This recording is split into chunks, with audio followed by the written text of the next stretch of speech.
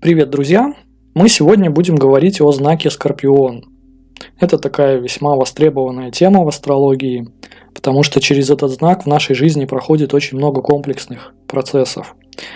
И говорить мы, конечно же, будем не на такие привычные темы черт характера человека или на тему совместимости кого-либо с кем-либо. Большая часть информации из этого ролика касается, определенного состояния мышления, которое выражается в нас через этот знак. А он есть в гороскопе каждого без исключения.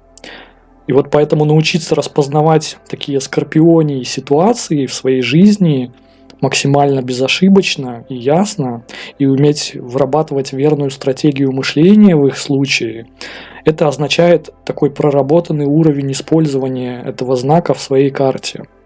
Очень важно абстрагироваться от такой приземленной трактовки по гороскопу «я такой-то знак», потому что в таком, если можно так сказать, системном астрологическом смысле вот эта фраза, она является бессмысленной, потому что человеческий мозг работает с состояниями абсолютно всех 12 знаков, вне зависимости от того, готов ли человек воспринимать некоторые из этих знаков как свои собственные или нет.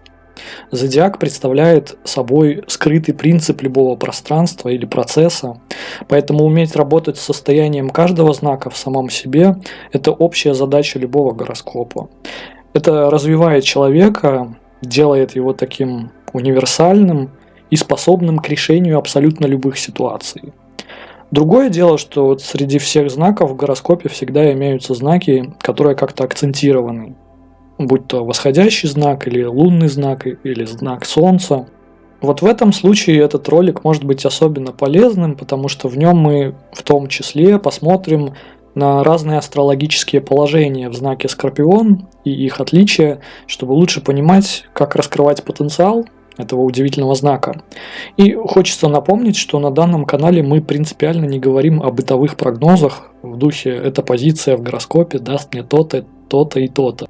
Мы говорим о процессе знакомства с нашей космической природой, которая заложена в каждом, потому что именно это по-настоящему и изучает Джиотиш.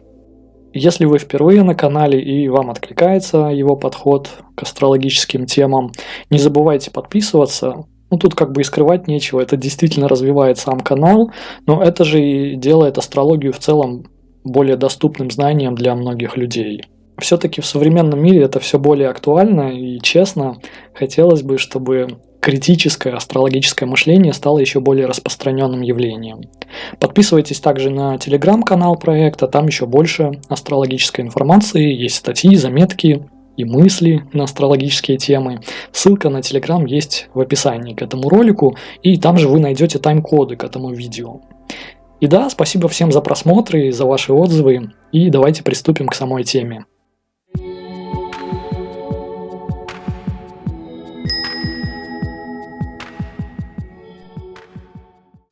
Удивительно, но знак Скорпиона мы используем ежедневно, даже на уровне организма. Можно, конечно, сколько угодно долго говорить о том, что знак Скорпион представляет собой знак тайн и эзотерики, но вот на уровне физиологических процессов организм человека, которого вообще мало интересуют вопросы мистики и эзотерики, он использует потенциал этого знака постоянно. И делает он это в таком простом, но одновременно очень важном процессе, как регенерация. В биологии регенерация в таких общих чертах представляет собой способность живого организма к полному или частичному восстановлению какой-нибудь утраченной части, или своего функционального состояния в целом. Примеров в природе здесь может быть очень много. Здесь, конечно же, чаще всего на ум любому придет то, как ящерицы способны заново отращивать собственный хвост, который они могут оставить в случае опасности. Но на самом деле этот процесс является повсеместным, практически для любого организма. И вот для человека этот процесс регулярно проходит в виде обновления наружного слоя его кожи, а также в процессе роста волос или ногтей. Это действительно удивительная способность жизни к восстановлению. И вот поскольку это чистый импульс самой жизни, здесь всегда задействована сила Марса. Как известно, Марс управляет двумя знаками, знаком Овен и знаком Скорпион. Овен является лагной или первым домом в так называемом натуральном гороскопе, поэтому любой восходящий знак в момент рождения и вообще сама ситуация рождения, они всегда символически связаны именно с силой Марса. Вот именно с помощью этой силы мы входим в материальный мир в таком буквальном физическом смысле, проходя такое первое спортивное состязание и преодолевая вместе с силой Марса свой первый адаптационный стресс. В этом заключается принцип действия Марса через знак Овен. Это тот Марс, который работает через чистый такой пробивной импульс. Позже на протяжении жизни роль Марса появляется снова, уже именно в любом процессе, где необходимо обновление. И эта сила Марса именно в знаке Скорпион.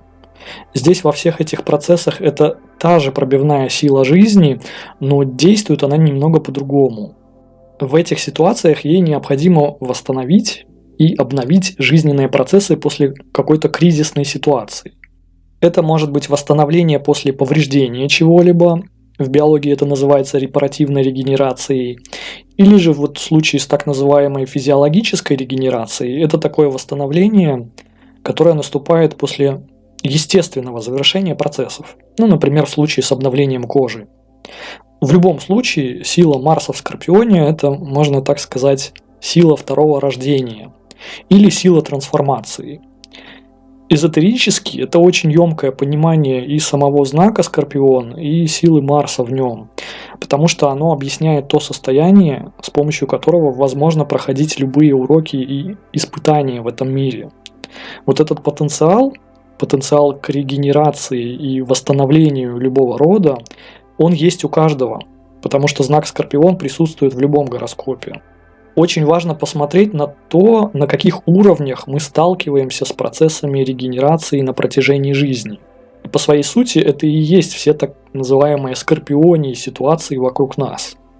Кроме обычных таких физиологических процессов восстановления организма, о чем мы только что говорили, любой человек сталкивается со сложными психологическими процессами, в которых точно так же необходимо регенерировать свои жизненные силы.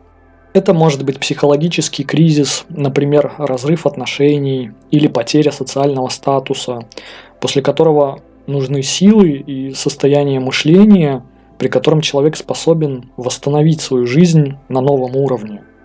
И вот здесь именно через силу знака Скорпион любой человек способен нарабатывать такие необходимые психологические навыки, которые делают его победителем и делают его способным освобождаться от сложных психологических ситуаций. И вот третий уровень процессов регенерации включает еще более тонкие вещи, которые связаны с восстановлением целей в жизни человека. И здесь работают уже не психологические механизмы восстановления, а духовные механизмы, которые способны поднять человека из такой ловушки его ложных, грубых, материалистических установок о жизни и указать ему верную дорогу в жизни.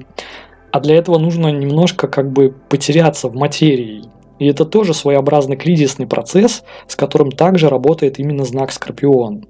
Процесс трансформации на этом уровне затрагивает восстановление верной духовной цели, которая позже рождается в состоянии нашего мышления в знаке Стрелец.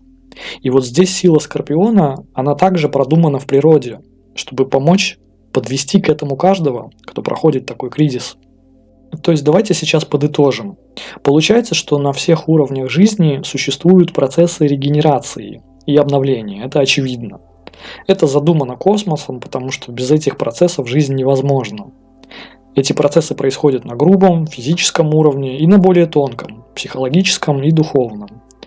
Мы сталкиваемся с психологическими кризисами и их преодолением регулярно, по сути. И вот естественно, что для прохождения всех этих процессов необходимо определенное состояние, используя которое можно работать со своей регенерацией, или трансформацией, если угодно так говорить. Даже на уровне процессов организма такое качество в этих процессах должно быть доступно для тела человека. Знаки зодиака представляют окружность из 12 состояний, которую считывает мозг. И вот из этих состояний именно знак Скорпион представляет то самое состояние, через которое жизнь на любых уровнях способна проходить любые регенеративные процессы. Никакое другое состояние или качество из 12 знаков не способно это сделать. Поэтому развивать свой собственный знак Скорпиона в своем гороскопе, изучать его качество глубоко и применять по назначению означает ключ к преодолению абсолютно любых кризисных ситуаций. Поскольку этот знак всегда есть в нашей карте, мы в любом случае работаем с его состоянием на протяжении нашей жизни, даже если он не является ведущим знаком в гороскопе. И вот, кстати, в последнем случае важность его верного понимания, понимание знака Скорпион, еще больше возрастает для человека. Давайте посмотрим на то, какие качества приобретает наше сознание, когда работает именно через знак Скорпион. В этом состоянии оно прежде всего получает энергетическую интенсивность. И происходит это через силу Марса. И по сути это одно из самых интенсивных состояний нашей нервной системы, доступных в зодиаке. Почему? Потому что здесь, заряжаясь такой огненной и активной силой Марса, состояние Скорпиона в нас получает мощную готовность к решению любого кризиса. Кризис здесь всегда будет ключевым словом, потому что любой процесс регенерации, даже на уровне тела, начинается с кризиса. Это либо повреждение чего-либо, либо завершение какого-то процесса. В самом общем смысле кризис – это всегда переломное состояние, и в этой точке необходима энергетическая мощность для этого перелома, и она дается через силу Марса. В знаке Овен это энергия прямого действия, а в знаке Скорпион это предвкушение кризиса. Поэтому через состояние Скорпиона энергия действовать, она сначала так скрытно и очень интенсивно накапливается внутри, но не выбрасывается сразу. Она находится в скрытом ожидании, и это делает состояние этого знака одним из самых напряженных состояний сознания. Это всегда ставит задачу верно использовать свой потенциал действия. Предназначение энергии Скорпиона – это сила преломления любого кризиса в природе. А вот на сам кризис она может как раз-таки вообще не тратиться человеком, если это непроработанное состояние этого знака внутри. Люди с сильными позициями в этом знаке могут обладать такой невероятно мощной личностной энергетикой. А вот на непроработанном уровне могут очень часто не справляться с потоками энергии внутри себя, периодически выбрасывая ее наружу в виде гнева и мстительности. Поэтому, находясь в состоянии Скорпиона, крайне важно работать с верным выходом энергии, которая концентрированно формируется внутри. Уметь направлять ее именно на решение кризиса, на его исследование и на преодоление испытания, и грамотно перераспределять эти излишки энергии в самом себе, не отравляя себя и других гневом или, например, обидой. Это одна из важнейших и сложнейших задач для этого знака. Далее в состоянии Скорпиона в нас формируется сильнейший исследовательский и логический потенциал. Почему? Потому что, например, даже на уровне тела процесс регенерации требует от организма именно логического, а не импульсивного решения, как поступить с повреждением и восстановить определенный свой участок, ткань или орган. Даже восстановление поврежденного участка кожи – это всегда такое продуманное, ювелирно выверенное решение самой природы, и в нем всегда будет сокрыта очень тонкая и глубокая логика. Состояние Скорпиона создано для преодоления препятствий и испытаний. И поэтому, если на предыдущем этапе сама сила Марса накоплена и сохранена верно, и сконцентрирована именно на решении задачи, а не на чем-то еще, происходит следующий этап. На этом этапе вся энергия в этом состоянии, она направляется в глубину исследования возникшей проблемы. И эта сила не останавливается до тех пор, пока не находит верного ответа, как решить задачу. На повседневном уровне это объясняет, почему выраженные позиции в Скорпионе делают человека невероятно проницательным и наблюдательным, даже в бытовых вещах. Например, лагна в Скорпионе природно делает человека всегда внутренне готовым к испытаниям. Он даже на телесном уровне находится в постоянной готовности к кризису. Поэтому здесь часто даже сам взгляд человека обладает такой невероятно сильной энергетической заряженностью. Этот взгляд, он всегда такой пристальный и внимательно изучающий все вокруг. И это на самом деле одна из самых сильных сторон этого состояния в природе, потому что любой самый талантливый исследователь, он всегда работает именно через состояние знака Скорпион. То есть раскрыть в себе состояние знака Скорпион – это значит раскрыть свой исследовательский потенциал. Ну а дом гороскопа, который приходится на знак Скорпиона, ставит задачу развить собственную глубину и проницательность именно в этой сфере жизни.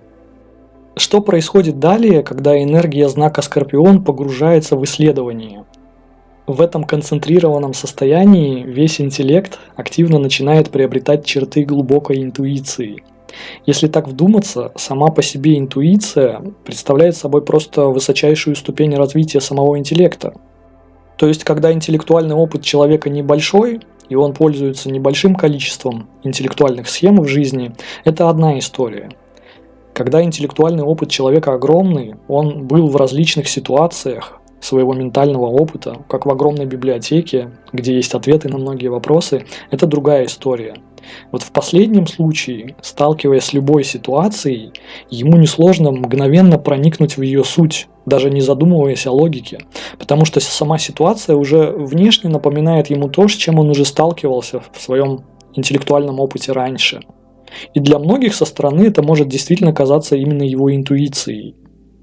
Астрологический интеллект человека формируется в 5-м доме гороскопа и активно развивается в других домах, позже превращаясь в чистую интуицию и просветление.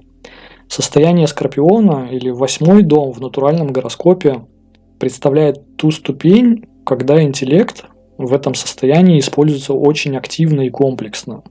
Он просто необходим для решения вот этих сложных испытаний и кризисов и начинает приобретать черты самой интуиции. Сама интуиция развивается в более эволюционных состояниях, связанных с действием других знаков зодиака в гороскопе человека.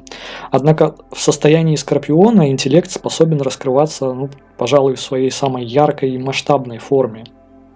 Суть этого процесса состоит в том, чтобы человек получил возможность наработать такие развитые психологические компетенции, которые бы обучили его внутренней свободе. Смысл так называемых домов Мокши, которые представлены в натуральном гороскопе всеми водными знаками, то есть знаком Рак, знаком Скорпион и знаком Рыбы, это обретение состояния свободы. Это не достигается одномоментно, и это вообще философская тема, на которую можно рассуждать очень долго, но по сути для этого нужно последовательное развитие определенных навыков, в том числе психологических. И вот через знак Скорпион это достигается именно через способность интеллекта, распутывать сложные узлы, разбирать и выпутываться из сложных психологических ситуаций, учиться выходить из зависимых моделей поведения, потому что через знак Скорпион в том числе прорабатываются все наши сильные психологические привязанности к материальному миру. Этим объясняется то, что под этим знаком в этот мир приходит огромное количество людей, обладающих высочайшими психологическими компетенциями.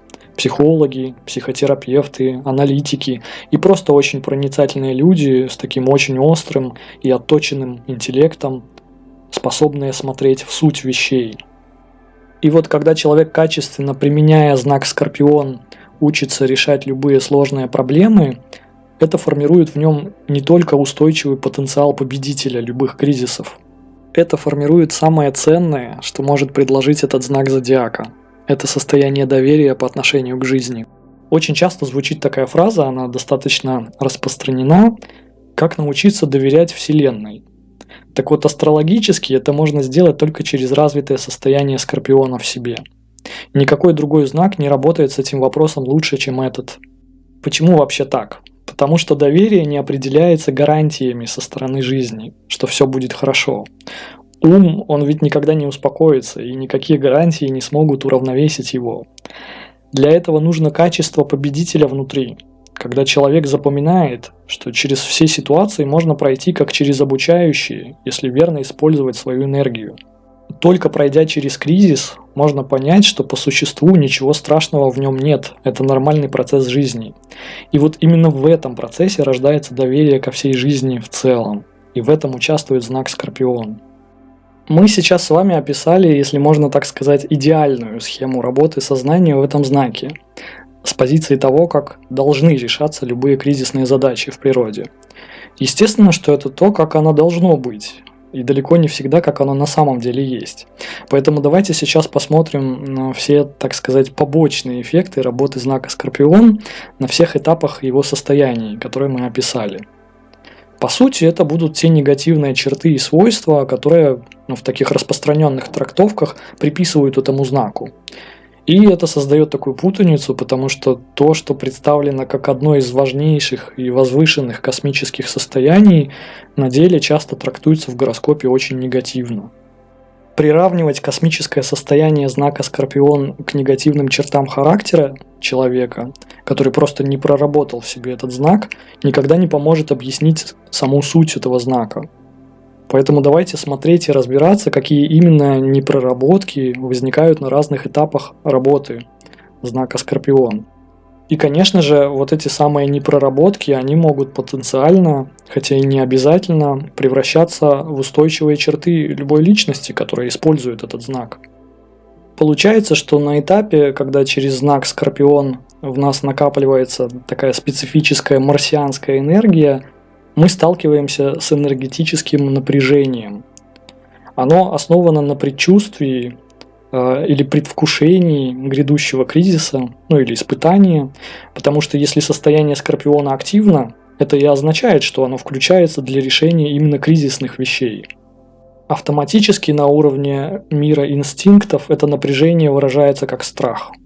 Именно поэтому на самом первом этапе применения знака Скорпион человек обязательно должен уйти от всех инстинктивных реакций, чтобы использовать положенную ему здесь энергию Марса строго по назначению, уходя в глубину анализа ситуации. Потому что страх будет приводить к такой расфокусировке этой энергии. Гнев, мстительность, тревога или фобия – вот это все основано на страхе перед преодолением испытания.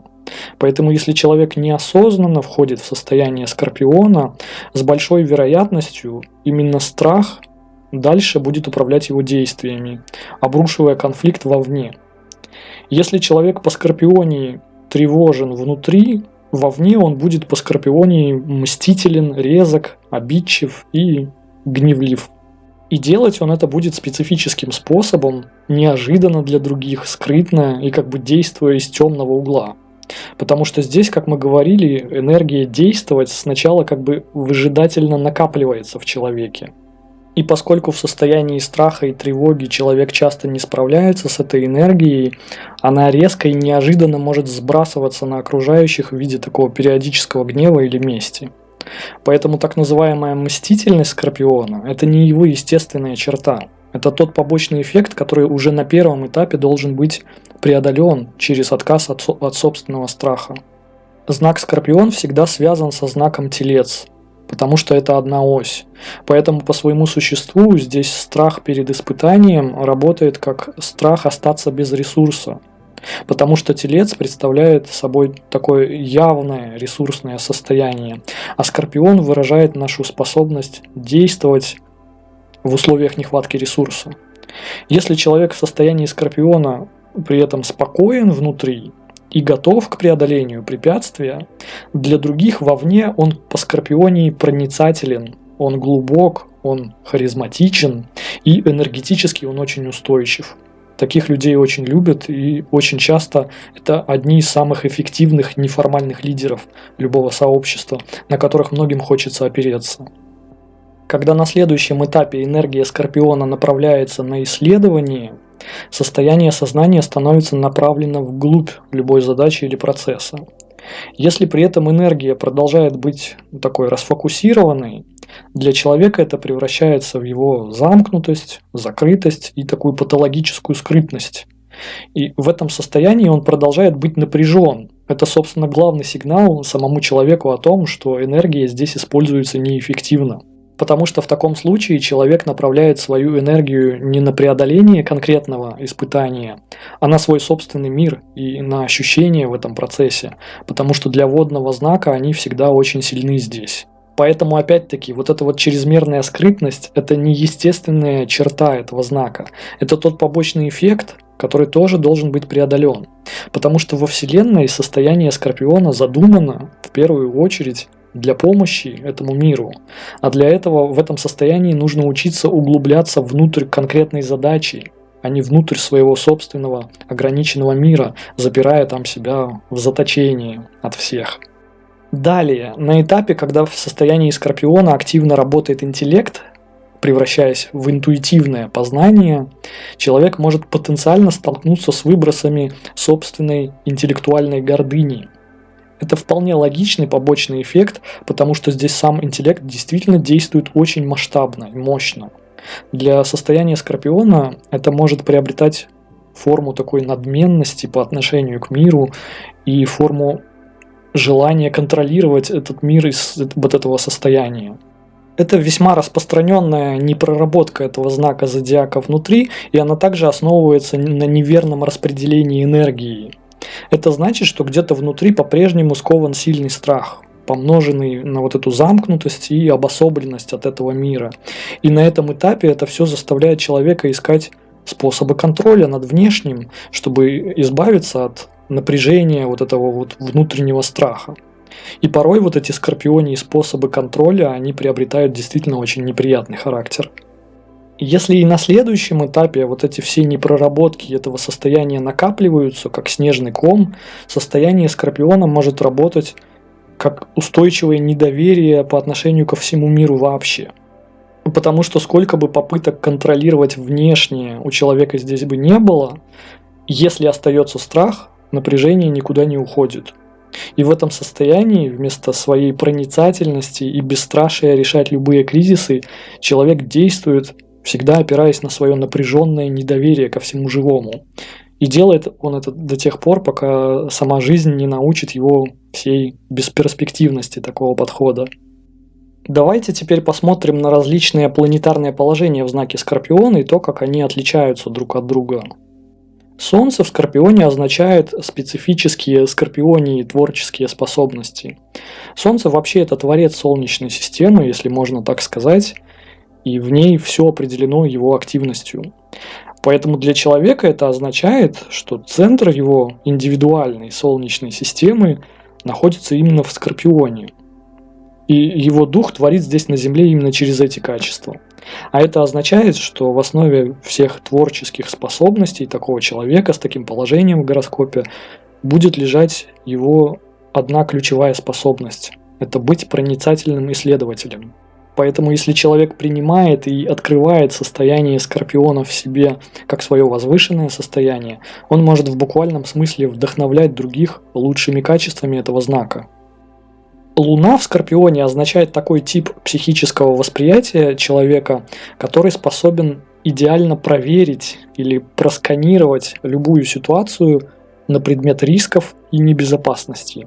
И уже на уровне инстинктов выдать такой верный сигнал самому человеку, что с этим дальше можно сделать. Луна в Скорпионе дает человеку невероятную глубину восприятия реальности, недоступную в других положениях. Но она также ставит такую серьезную задачу разобраться с инстинктами. О них мы как раз говорили ранее. Меркурий в Скорпионе означает такой тип интеллекта в человеке, который активно включается в работу, когда сталкивается с кризисными ситуациями или вызовами. И вот именно в этих процессах интеллект на протяжении жизни у человека с таким положением Меркурия будет активно развиваться. И вообще большая часть интеллектуальных знаний о мире здесь будет приобретаться от, так сказать, резкого и неожиданного опыта самой жизни, как бы широко это ни звучало. Это опыт, в котором нужно развивать навыки кризис-менеджмента. Это также может быть и ситуации, в которых человек изучает глубокую и нестандартную литературу или общается с глубокими и нестандартными людьми. Все это тоже представляет собой скорпионии ситуации, в которых человек развивает остроту и глубину своего мышления. Венера в Скорпионе означает, что самый сильный чувственный опыт человек на протяжении жизни получает из сферы, где есть тайна, глубина, загадка, острота и возможность исследовать. С этим положением человеку внутренне приятно применять свою проницательность, поэтому само напряжение Скорпиона здесь, можно так сказать, смягчается. Это же положение автоматически делает человека приятным человеком для других через вот эту его особенную загадочность и таинственность, и это придает ему такое особенное очарование в глазах других. Марс в Скорпионе означает, что действие человека в жизни достаточно гармонично ориентировано на решение скрытых конфликтов и противоречий. Как мы уже и говорили, это одно из естественных положений для Марса. Оно направляет человека быть очень интенсивным внутри для решения любого кризиса и может делать природу человека очень волевой. Юпитер в Скорпионе означает, что философия и мировоззрение человека, они лежат в сфере всего тайного, неизведанного и требующего исследования. Человеку с этим положением всегда будут интересны глубокие знания о жизни и о психологии человека. И с этим положением любой кризис человек будет преодолевать весьма оптимистично, как такую благоприятную возможность стать еще мудрее. И это положение также дает человеку такое внутреннее право действовать скрытно или тайно. Сатурн в Скорпионе означает, что на протяжении жизни человек здесь учится преодолевать свое недоверие к жизни. Оно будет вызывать очень сильное напряжение в нем. А любой внешний опыт, он будет часто казаться очень рискованным и таким небезопасным для самого человека. И это будет очень сильно сдерживать и ограничивать его в сфере того дома, в котором сам знак Скорпиона расположен. Задача Сатурна состоит здесь в том, чтобы, столкнув человека с его страхами через энергию этого знака, максимально раскрыть в нем доверие к жизни в целом. Раху в Скорпионе означает, что человек в жизни ищет баланс между своей такой врожденной склонностью к материальному комфорту и своей необходимостью открывать более глубокие стороны жизни, периодически проживая опыт, где он сам сознательно отказывается вот от этого самого материального комфорта, чтобы, как говорится, поисследовать жизнь в ее глубине. Кету в Скорпионе означает, что человек ищет баланс в жизни, опираясь на свои сильные скорпионии способности быть проницательным. При этом на этот раз ему нужно постепенно учиться строить такие простые, прочные материальные основы своей жизни через знак Телец и отказываться от такого постоянного врожденного желания бороться с психологическими кризисами и избегать темы всего материального вообще. Также давайте скажем несколько слов о Лагне в Скорпионе, то есть о той ситуации, когда этот знак восходил в момент рождения человека. Очень часто положение Луны, Солнца и Лагны в трактовках путают между собой, объясняя этими положениями характер человека в целом. Однако это не совсем верно. Солнце в знаке – это не характер человека, это программа его духа. Луна в знаке – это то, на основе чего вообще формируется сам характер и мышление человека. Это фильтр его инстинктов и фильтр его психического восприятия. Лагна же – это способ реакции на внешний мир, потому что в момент рождения первое, что испытывает любой человек, это сильнейший стресс адаптации к миру, и восходящий знак фиксирует эту реакцию просто вот даже на уровне организма. Поэтому лагна человека – это его ответ на вопрос, как реагировать. Лагна в Скорпионе означает, что человек реагирует на внешний мир в целом, как на сферу рисков и опасностей, в которой нужно преодолевать кризисы. Это звучит достаточно необычно, но по сути это то, что проживают эти люди с таким положением в гороскопе. Здесь очень много напряжения, с которым человек вынужден работать, даже на уровне своего организма, потому что таковой была его адаптационная реакция еще в момент рождения. Тем не менее, все зависит от того уровня, на котором проработано состояние Скорпиона в самом человеке. Поэтому его отношения с внешним миром, они могут строиться как весьма властные с его стороны, или могут выражаться как его сильная энергетическая харизма, человека-психолога по отношению к другим, или человека-победителя кризисов, или же в самом таком непроработанном сценарии для внешнего мира это может быть человек, который никогда не выходит, по мнению других людей, из состояния внутренних кризисов.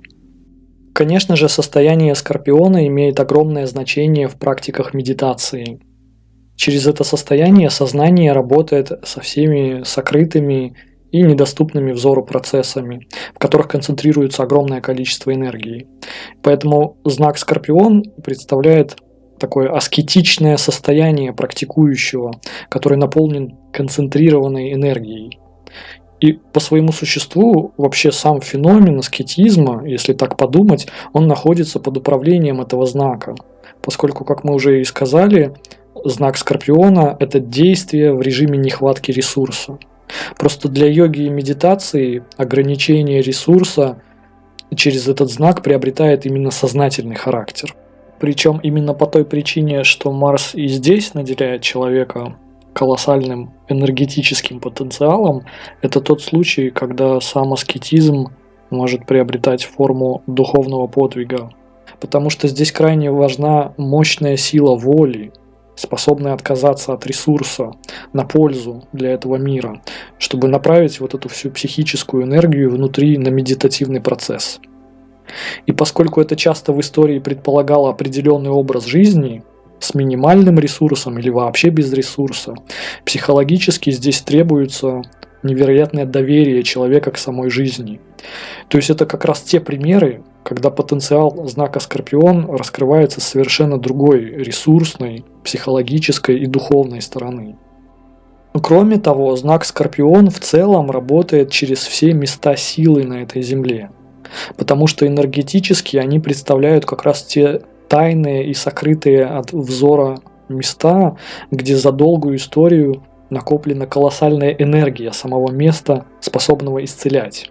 Эта энергия накапливается здесь через такой глубокий медитативный процесс разных людей, которые жили там, и эта энергия остается существовать как такой своеобразный резервуар природной силы. Поэтому многие люди обращаются к таким местам на протяжении столетий за буквальным физическим исцелением или регенерацией своей жизненной силы. И это тоже удивительный пример того, как знак Скорпион может быть выражен в мироздании. И это еще один важный намек самой Вселенной, что все творение по своей сути обладает астрологической природой.